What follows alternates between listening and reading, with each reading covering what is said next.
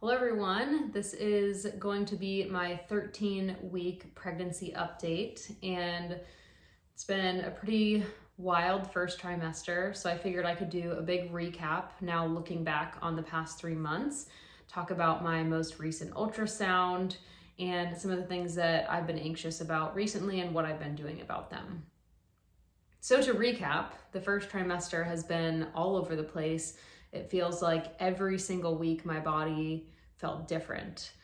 The food aversions were pretty constant, the nausea fairly constant, but definitely more or less severe on certain weeks. I noticed a lot of changes in bowel movements. Some weeks I was more constipated, some weeks not as constipated, and some days there was times when I had zero symptoms at all, and that made me very, very anxious. I think I talked about that in one of my previous videos, but come to find out that's completely normal, and I'm feeling a lot better about everything after the last ultrasound. So I'll put the little video here if I can figure it out.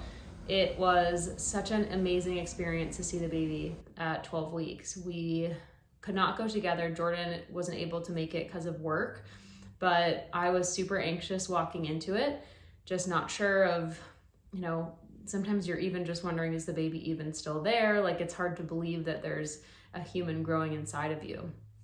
I just remember my heart was beating so fast on that table. And when we first went in, the baby's head was facing the screen, and she showed me the different lobes of the brain. She showed me the bladder. She showed me the flow of blood flow through the heart.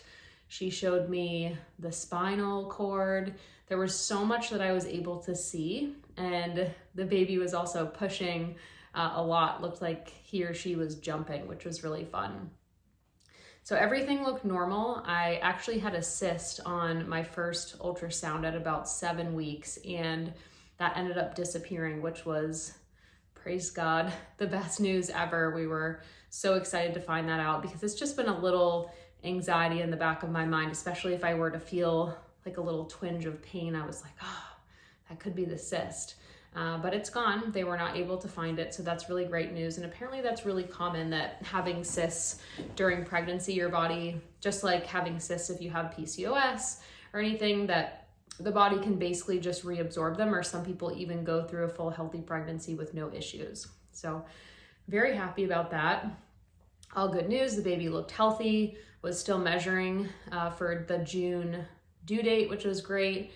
And it did take us a while to flip the baby to the side because of the position. And so she had me lift my hips up into a bridge position, and then immediately the baby turned to the side, which was really cool.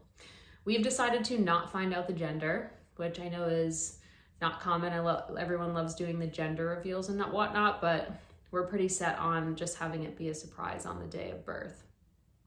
Some things that I have added in since my last video. So I'm still taking my prenatal, my grass-fed liver, my probiotic. I'm still taking vitamin D and omega-3s for DHA. And the only thing that I've added in is digestive enzymes. I have found that the digestive enzymes have helped a lot. I've been eating a lot of new things that I don't typically eat a ton of dairy, but I'm being very intentional about making sure I'm getting enough calcium, and that doesn't really feel great on my stomach. So the enzymes that I actually just launched for Nutrition Rewired, I came home one night, we went out for cheesecake and hibachi, and I wasn't planning on eating the cheesecake. It's something that my gut usually does not tolerate. And I was like, you know what? I'm really craving it, which honestly is super rare for me right now because I've had like zero cravings other than pickles. So that was something that I actually wanted, and I thought I really need to listen to that because that never happens. So I ate the cheesecake and I felt some like discomfort, and I was like, oh, I gotta try those digestive enzymes because I know those helped me prior. And I took them and I had no issues. It was amazing. And of course made the cheesecake experience much better when I could have that positive reaction, especially someone who's struggled with digestive issues most of my life.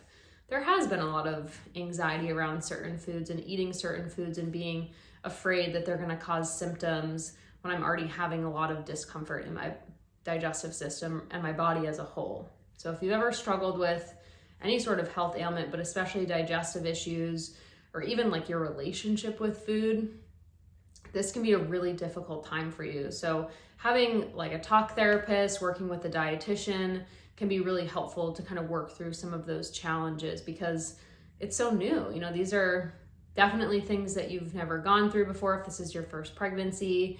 And so just making sure you have a really good support system, knowing that it is going to be pretty difficult and challenging, because it's such an experience that your body is going through, and there's a lot of sensations and discomforts and things that are happening. Physically, I actually feel really good. I didn't really struggle with fatigue much at all, other than maybe like a week during my first trimester. And that week I basically, prior to, was not getting any sleep. And so I think that's what caused a lot of the fatigue. But now I really haven't been tired. And again, it was another thing that I got anxious about, where I thought everyone talks about how tired they are and how easy it is to fall asleep. And I'm not tired. I have energy to work out. I'm working all day. And so I was kind of nervous, but I don't know why. Maybe it's because despite the nausea, I'm still eating all the things I need to eat. I'm eating red meat to get my iron. Like, I have really been trying to stay on top of it, but I don't like when people shame other people or say, oh, you have these symptoms because you're not doing this. I've seen posts about that. And the reality of it is sometimes one woman gets a symptom and one woman doesn't, and there's no reason for it. It could strictly be to hormone levels in the body. There's a new research study that came out. I'll link it in the show notes about a new, I think it's a new compound or hormone that they found, researchers found to be associated with having much worse hyperemesis or having worse morning sickness during pregnancy. Everybody's different, but I would hope that all the effort that I'm putting in from a nutrition perspective was positively impacting my energy, so that I'm feeling really good, because my body is going through a lot, despite the fact that I don't really enjoy eating as much right now. So not really tired.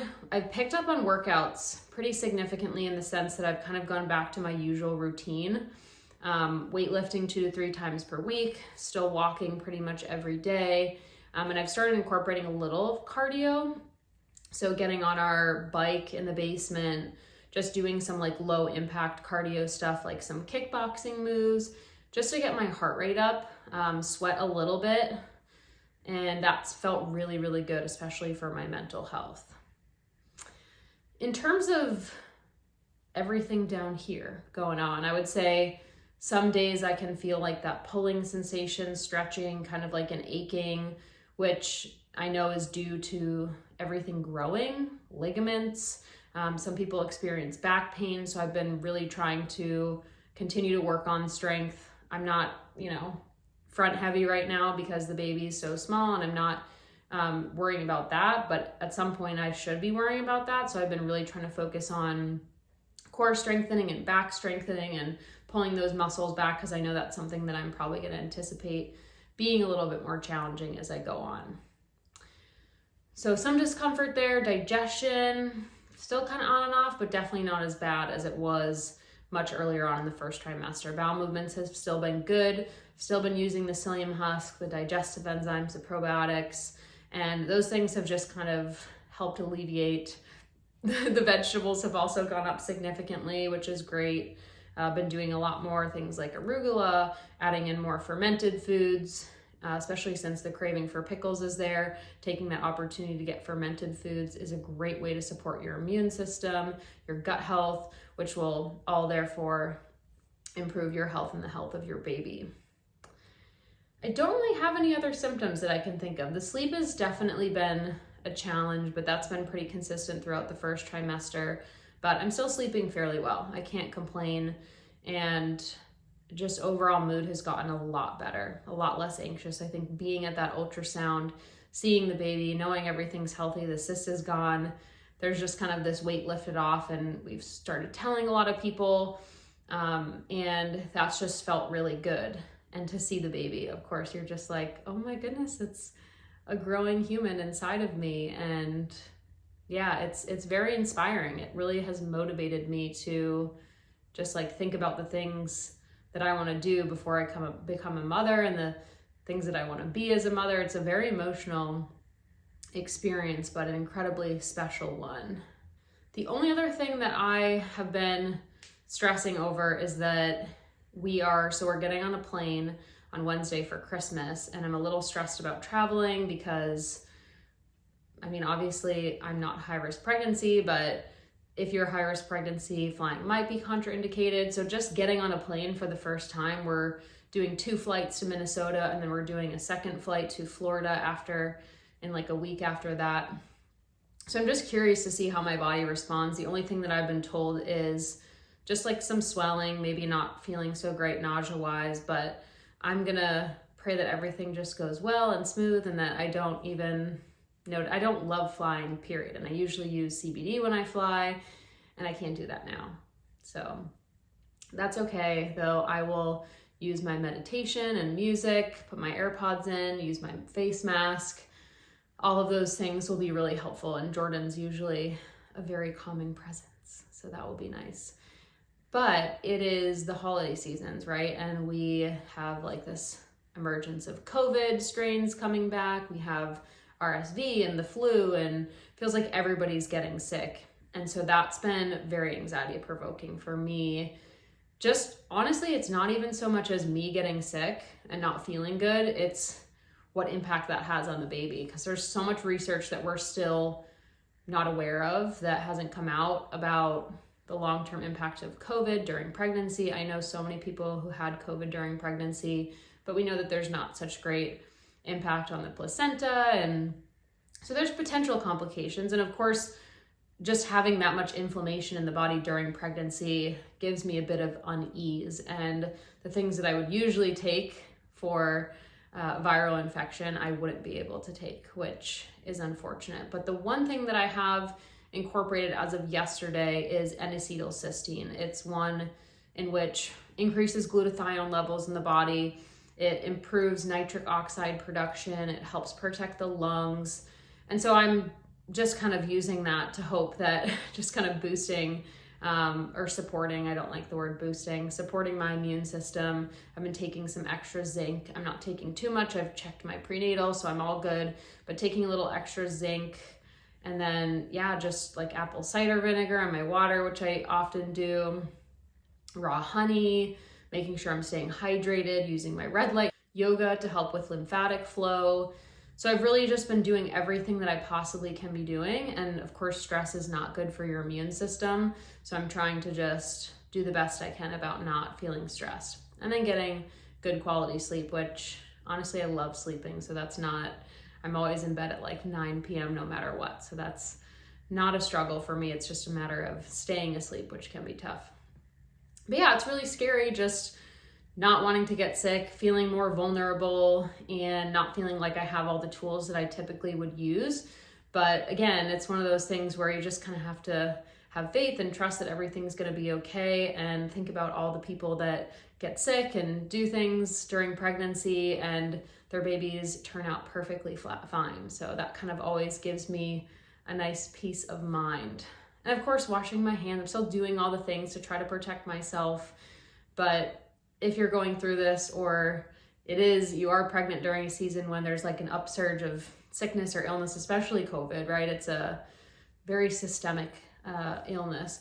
And so that's something that just know that you're not alone, and try to focus on dietary support. Make sure you're eating enough protein, lots of fruits and vegetables, herbs and things that you can naturally incorporate in normal doses, like ginger and garlic, onion, bone broth, mineral-rich foods like magnesium, vitamin C, rich foods like kiwis, bell peppers, adding lemon to your water. So there's so many things you can do through the diet to support your immune system, and then omega-3 fats to support inflammation.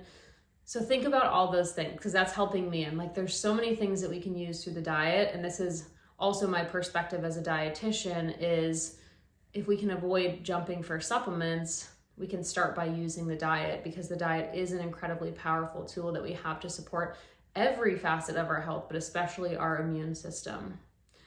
So I hope this was helpful. Would love any questions in the comments. Hopefully I covered everything that I wanted to. That's my fear. I should have came prepared with notes today, but I have a busy day of clients, and I just kind of wanted to check this box and make sure that I came on and stuck with the goal I had to document this pregnancy and share the excitement with all of you, because this is very exciting for me and Jordan and everyone around us. And thank you for celebrating with us and just being with us along our journey. It's really cool to have a community that we feel so close to. So happy holidays if you celebrate, and hope to see you guys very soon.